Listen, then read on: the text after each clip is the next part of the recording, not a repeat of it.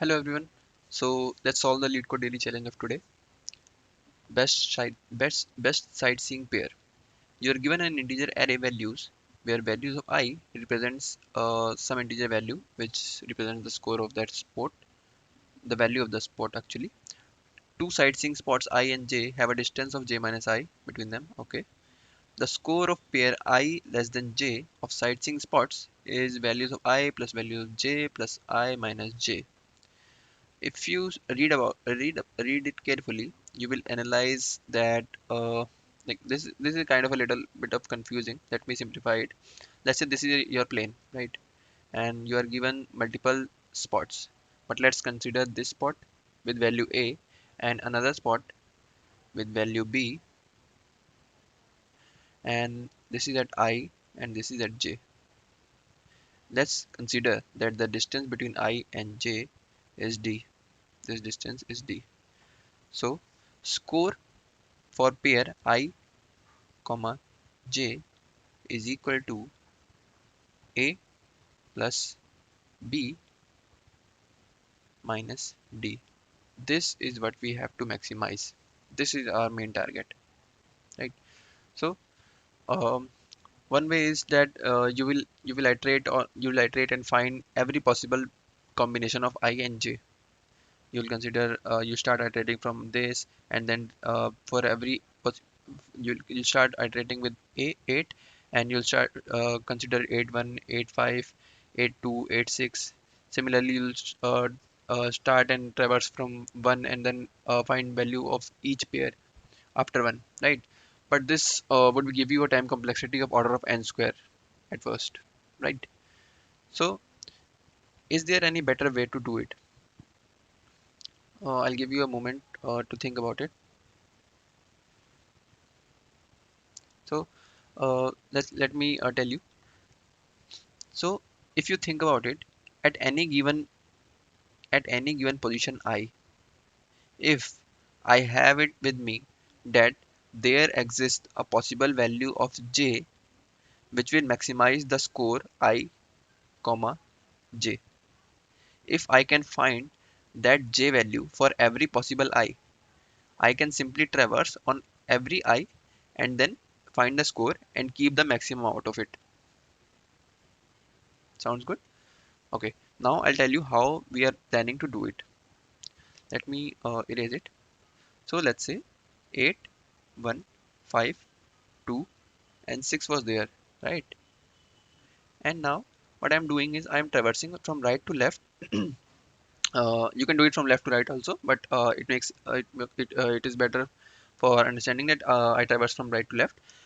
For 6, if 6 is my I cannot choose any j. So I don't have any possible value for right maximum. Let's call it right maximum. For 6, I don't have anything, so I'll assign it to minus infinity. And for 2, what can be the possible value which can be added for this I? If you think about it, there is only one variable, 6, which is on the right side, and the distance between 2 and 6 is 1, right? So effectively this 6 will contribute to 6 minus 1 equal to 5. 5 can be added, and the score can be 7, right? Now we decrement again. This we are at 5, right? So now there are two possible there are two possible values which can come in right max. One is I can choose this 5 itself, right? So another one is I can utilize this 2, right? And it's clear that if I go uh, uh, if I go a step on the left, this 5 will contribute distance of 5 minus score of 5 minus 1, which is 4. And if I use this 2 will contribute to 2 minus 1 equal to 1. So since this one is greater, so I'll have 4 over here, right? So now I am at 1, right? Here's the interesting part. Please observe carefully. Let me erase it. So now for 1 also, there are two possible values. I can choose this right max to come over here and it will contribute to 4 minus 1, which is 3. Or I can choose this 5 to contribute to the right max, which would contribute 5 minus 1 equal to 4. So now this 4 is greater. So I'll choose this option. 4 will come over here. And then 8 is here. And then for 8 also there are two options, 1 minus 1, which is 0, or 4 minus 1, which is 3. So 3 comes over here. Now we have the right max value for all the elements in the array. Now we simply need to add these and keep a maximum. So 8 plus 3 is 11. We'll store it in our answer. Answer is 11 as of now. Then comes 1 plus 4 is 5. 5 is still not greater than 11, so answer remains 11. 5 plus 4 is 9. 9 is still less than 11. 5 plus 2 is 7. So then everything after we have done this, the answer will have the best possible score. Now let's implement it. Let's take the size and let's create the right max array of size n, and let's assign int min. And as I showed you, we'll traverse from n minus 2 instead of n minus 1, because there is no possible value for n minus 1 on the right side. And right max has two options. One is to choose the right max on the right side, which will contribute right max minus 1. Another one is I can choose the next value, which was on the right side, minus 1. Right. So after doing this, we have stored our right max values for each I. Now we simply need to calculate the answer. Let's assign answer to be 0 right as of now, and then for int I equal to 0, I less than n, I plus plus. Answer also had two options. One is to be current answer. Another one is the sum of right max and the current values of I, or right max of I, and at the end return answer. Let's try to run it.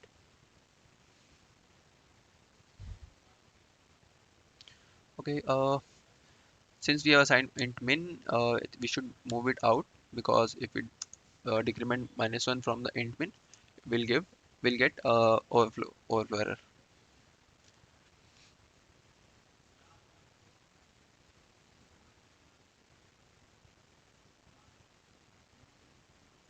Okay, this is a typo.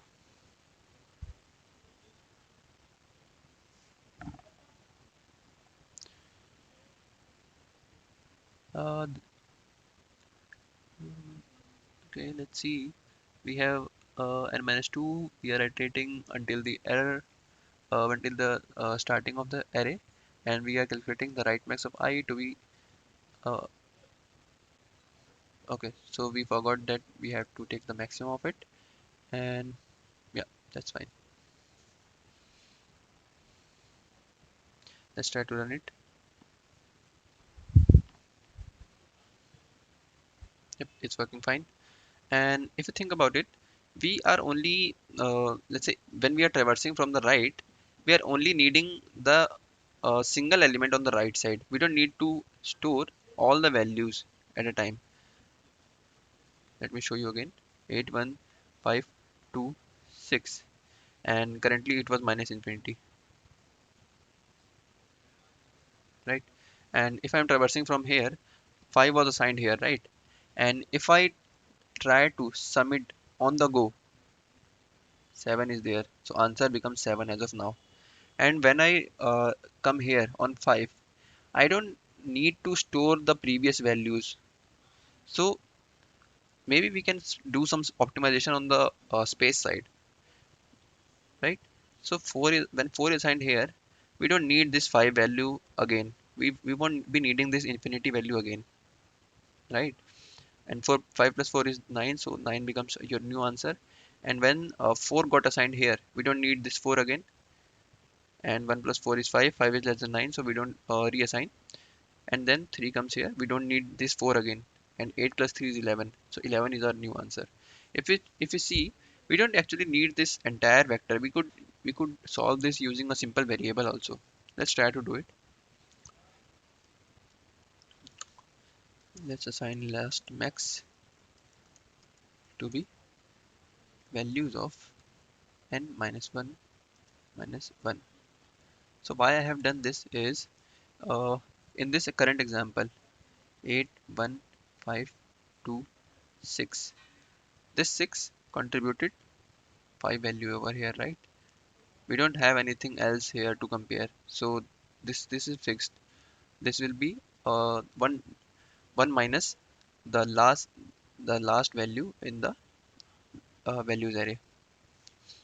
And then we'll traverse from the end. We'll assign answer over here to be 0 initially. And then answer will be max of answer, or current value plus last max. And then we also need to reevaluate our last max, as we were doing. Last max is max of last max minus 1, because we are moving one step on the left, the one is decremented. Another one is if the current value can be my last max. And at the end, this is all we need, I think. Let's try to run it. Yep. Let's clean it and try to submit it.